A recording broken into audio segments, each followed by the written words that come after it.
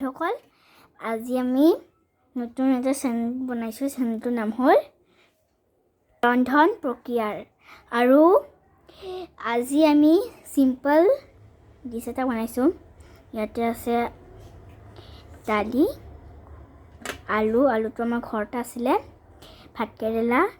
আমাৰ গছৰ পৰা ছিঙি আনিছো আৰু পিয়াজ আছিলে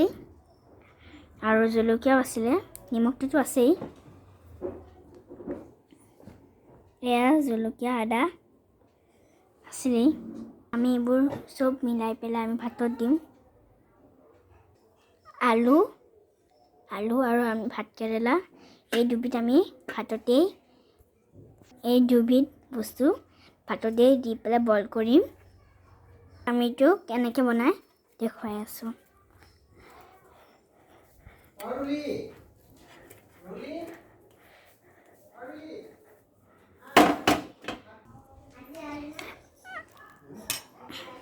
আলু